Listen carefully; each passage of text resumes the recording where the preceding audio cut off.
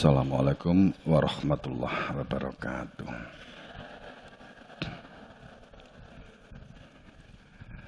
Bismillahirrahmanirrahim. Alhamdulillahirabbil alamin. Wassalatu wassalamu ala sayyidina Muhammadin wa ala alihi wa ashabihi wa atba'ihi til qalbin salim. Allahumma ya muqallibal qulubi tsabbit qulubana ala dinik. Allahumma ighfir lana qulubana bi hidayatil yakin. Rabbi sadri wa yassir li amri bil 'uqdatam min lisani yafqahu qawli amma ba'd. Qala ta'ala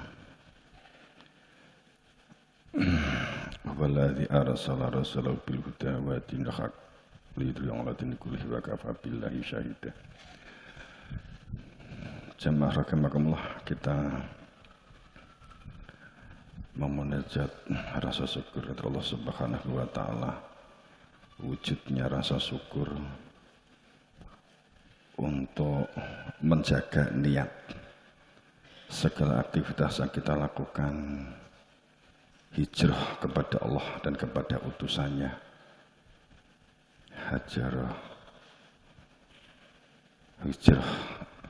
Hijrahnya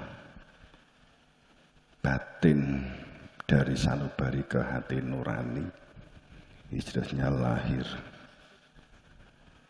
Kita menjalankan segala sesuatunya dalam memunjer di batin. Syukur akan menjadikan untuk memiliki perilaku-perilaku yang pendengar, penyimak, pencermat yang baik demi keselamatan kita bersama diri kita masing-masing.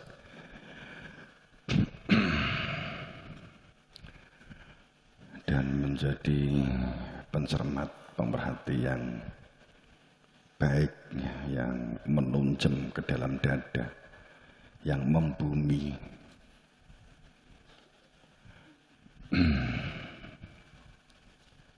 Orang dikatakan melangit itu ada Baitul Ma'mur. Orang sering mengatakan Baitul Al-Bait Ma'mur, kedamaian dan ketentraman. Baitul Ma'mur itu berada di dalam pikiran kita, di dalam akal kita, pikiran-pikiran kita. Segala sesuatu itu tampak akan menjadi baik. Itu adalah perspektif kita masing-masing, perspektif kamu, perspektif kita tentang sesuatu. Pikiran kita sering menciptakan sesuatu yang tidak sesuai dengan fakta atau kenyataan. Sering mendramatisir sesuatu itu karena pikiran-pikiran kita. Kedua, salawat salam pada junjungan kita Rasulullah sallallahu alaihi wasallam.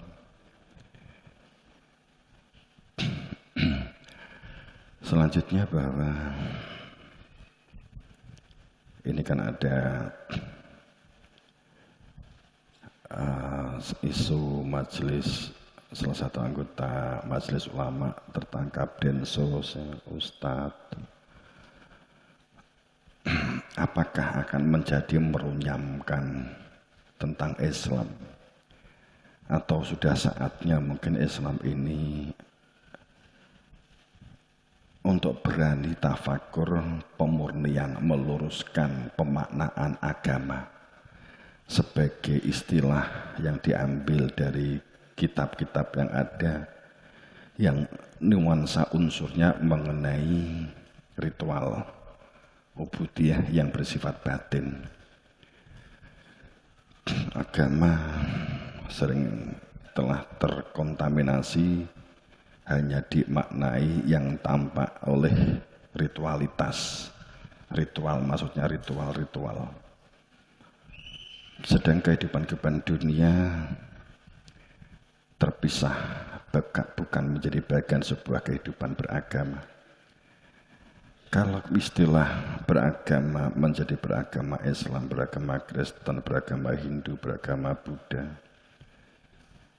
Konghucu dan seterusnya. Istilah-istilah agama itu pada makna seperti golongan. Agama terkontaminasi menjadi deskripsi golongan atau kelompok. Agama Islam itu identik dengan Muhammad, agama Kristen identik dengan Isa, agama Yahudi identik dengan Daud. Kemudian Buddha dengan Zulkifli atau Siddhartha Gautama.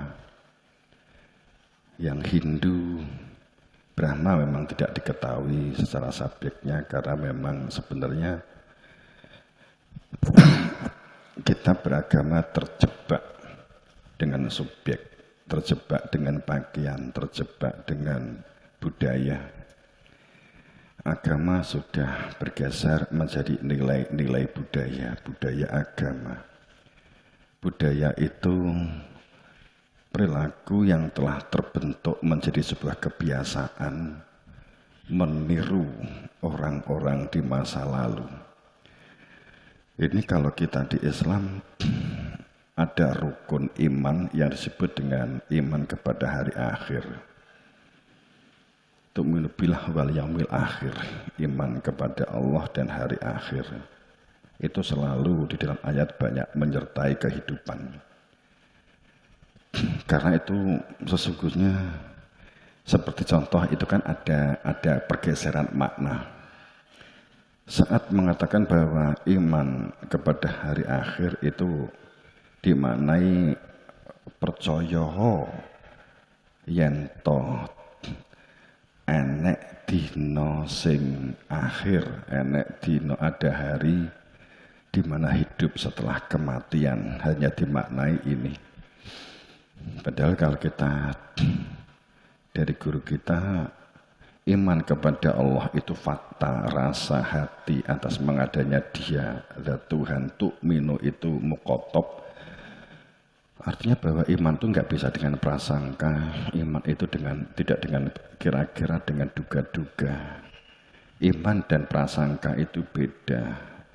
Iman dengan menduga itu beda. Iman dengan intuisi itu beda. Iman dengan perasaan itu beda. Iman dengan merasa iman itu beda. Iman dengan anggapan telah beriman itu beda. Orang yang iman itu bukan budaya, tapi fakta atas persaksian. Saya bersaksi. Itu iman.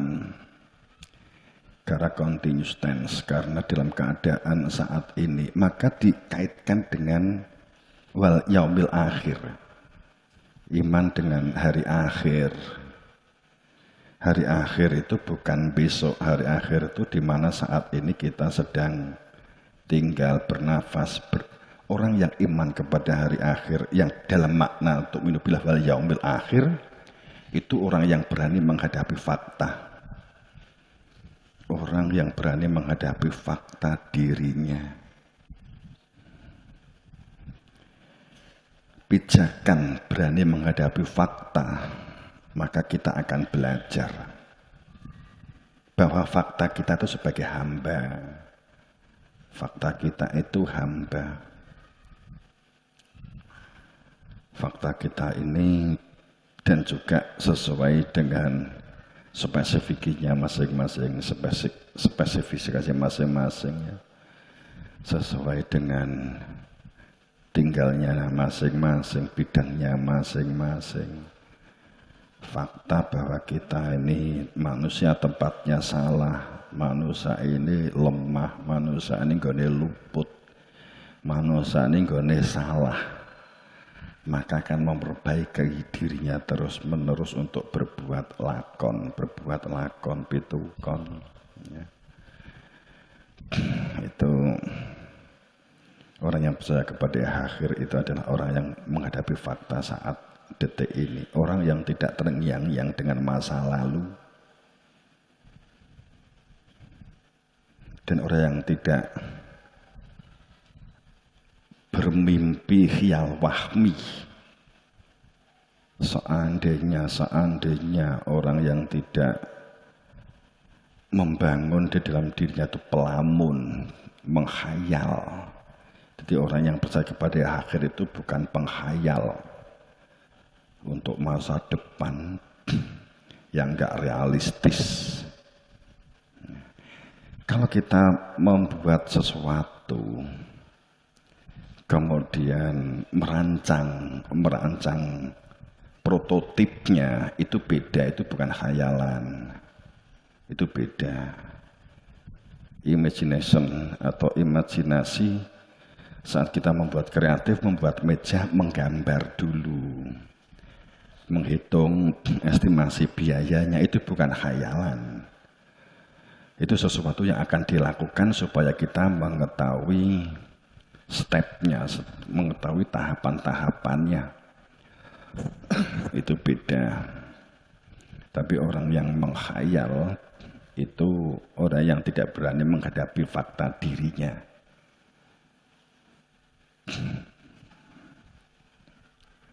Jadi orang yang tidak percaya pada hari akhir itu orang yang otaknya yang akan diwujudkan dalam perilakunya itu ditutup oleh perilaku masa lalu. Menyalahkan masa lalu, bisa merasa hebat karena keturunan orang hebat di masa lalu, berbangga-bangga dengan keturunan masa lalu. Itu mimpi yang terkontaminasi, yang dialami sejarah masa lalu, sebenarnya hanya sebagai sebuah referensi, tapi dipedomi. Maka bagaimana kita menjadi manusia amanah, manusia yang berada di dalam iman dan berani menghadapi kenyataan. Walaupun mungkin sering saya aturkannya, karena setiap orang itu membawa amanah. Setiap dari kelahiran anak manusia hidup di bumi ini membawa amanah. Jadi amanah bukan nek wis kowe dadi pejabat, nek wis kowe dadi lurah, berarti kowe nggawa amanah lurah, nek wis dadi bupati dadi nggawa amanah bupati, gubernur, presiden. Enggak, bukan, itu bukan amanah. Itu bagian dari kehidupan berdunia yang kita keniscayaan yang kita jalani, tapi kan tidak harus jadi lurah, kan jadi apapun, entah lurah, entah petani, entah pekebun, beternak, mulang, mengajar, itu ya. Sebagai apapun, menjadi apapun, itu ambah-ambahan, itu proses subhanaka, proses lakon berdunia. Jadi amanah itu sudah diambil pada saat kita itu lahir di bumi ini, kita sudah mengambil amanah. Amanah itu membawa sesuatu yang harus dikembalikan kepada pemiliknya.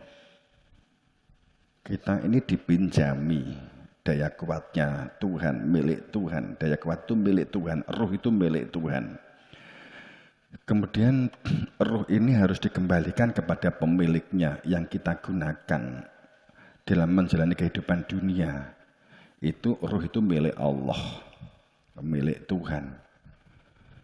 Yang batasan kembalinya ruh kepada Tuhan itu pada saat meninggal dunia. Hak Tuhan bahwa seseorang itu meninggal umur berapa itu hak wilayah Tuhan sendiri.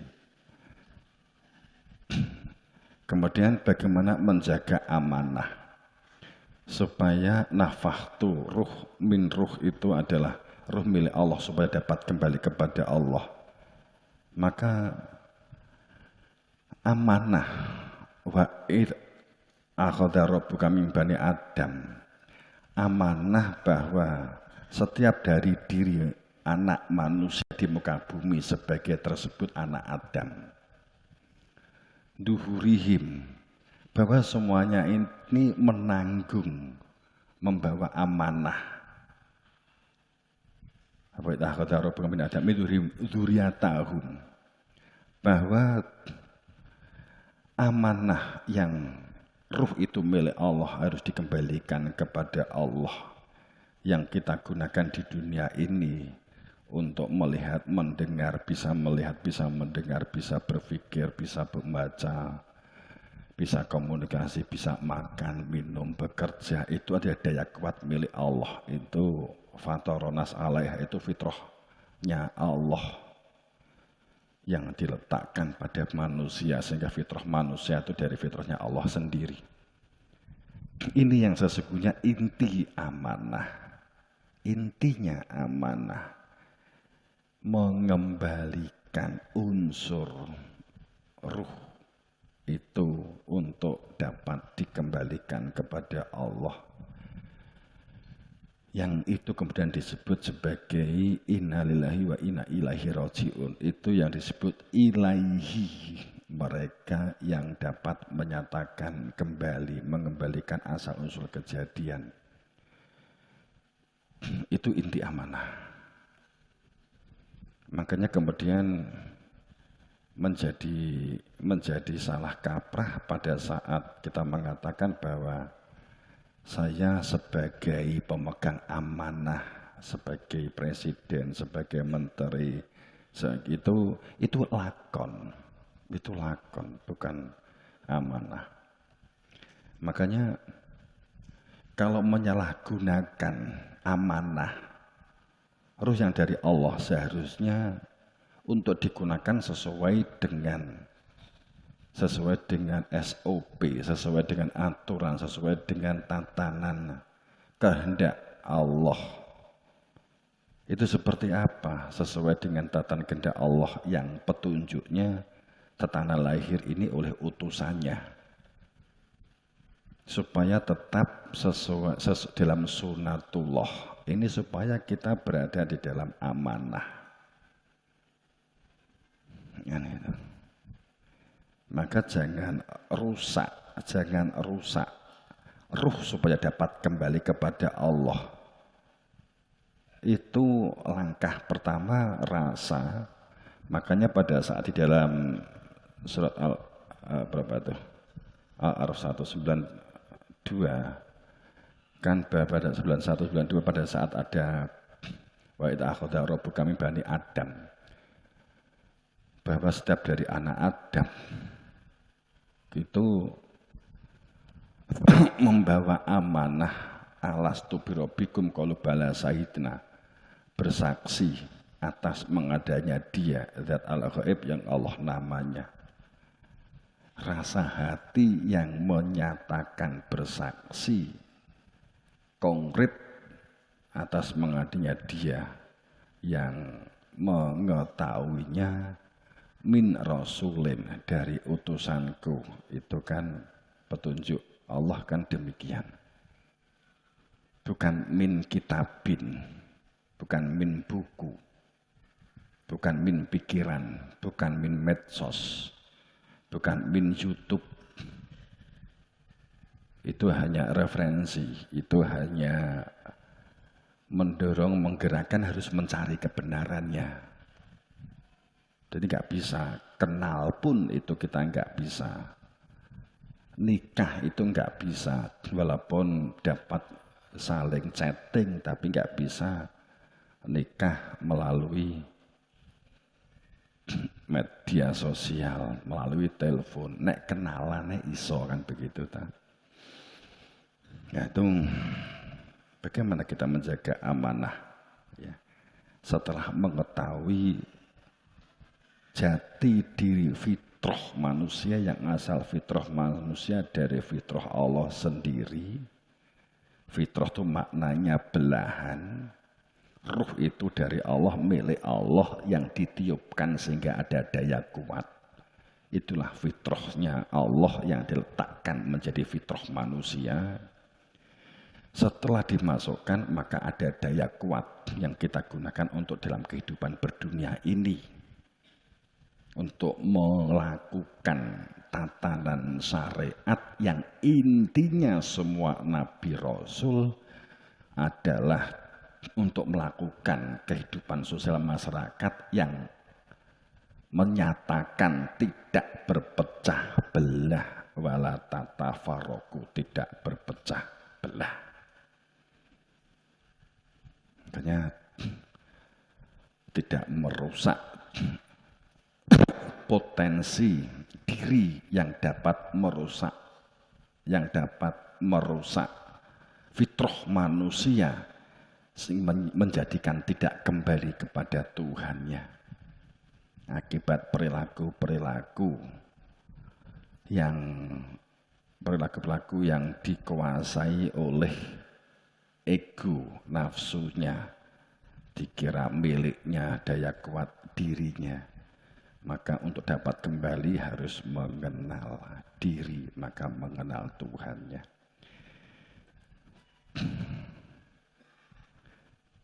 Inilah sesungguhnya ciri seseorang itu berada di dalam amanah tatanan global.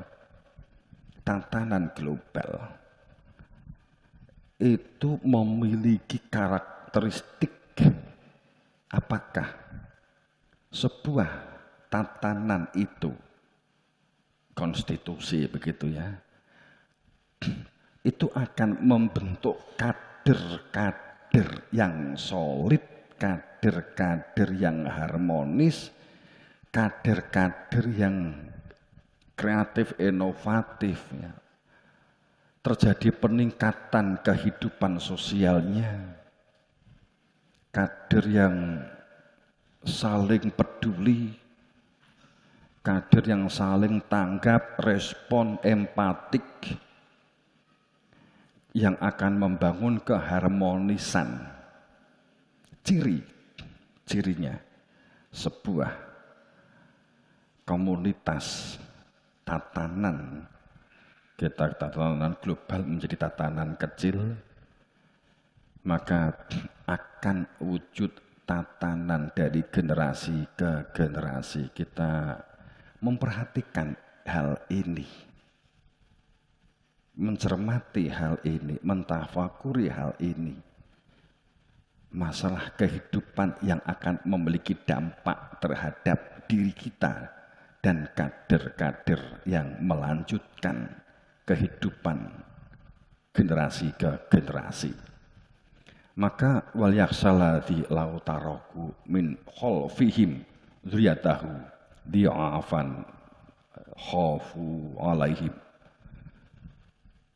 Hendaklah seseorang itu hati-hati, waspada, takut, sehingga untuk melakukan approach, melakukan pendekatan-pendekatan sebagai wujud kita itu menjadi umat yang beriman.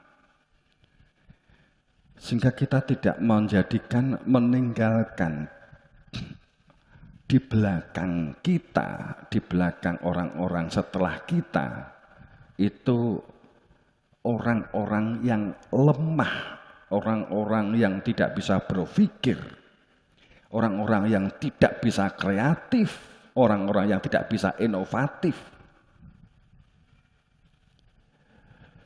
Sehingga kepedulian, respon, respek yang dibangun, yang dibentuk, undang-undang atau aturan yang dibuat, itu harus, kalau memang tatanan ini menunjukkan tatanan baldatun thayyibatun warabun ghafur, tatanan yang toto titi tetrem toto karto toto raharjo, tatanan yang amanah, tatanan berada di dalam sunnah, itu adalah salah satu yang sangat kuat, memiliki karakteristik terwujudnya sebuah kehidupan dengan tidak meninggalkan generasi anak-anak atau generasi pemudanya, generasi diri kita bahkan yang lemah dalam berpikir positif, lemah yang untuk tidak menjadi lemah dalam keterampilan, skill, memiliki perilaku vokasi yang baik, kehidupan komunikasi, sehingga kita untuk hati-hati supaya dalam perilaku yang solid, kokoh, dan memperhatikan keselamatan tidak hanya diri kita, tapi generasi ke generasi. Maka dikatakan bahwa fal yattaku, maka bertakwalah. Dan buat perilaku komunikasi qaulan sadidah yang saling menunjang, saling mendukung, komunikasi yang saling memperhatikan gitu. Untuk qaulan sadidah itu ungkapan yang tidak abai, ungkapan yang menggunakan akal, rasional, nalarnya digunakan.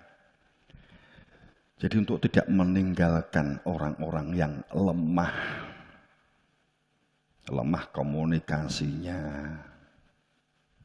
Komunikasi tidak harus lisan. Lemah keterampilannya, lemah berpikirnya. Ya. Kemudian regulasinya, konstitusinya itu mendorong terbentuknya kolaborasi, kerjasama, terbentuknya komunitas yang memiliki perilaku kolaboratif, kerjasama, sinergi, itu koordinatif. Itu perilaku-perilaku untuk tidak meninggalkan orang-orang yang lemah di belakang kita. Ini karena dawuh sebagai sunnah, maka ini amanah. Amanah.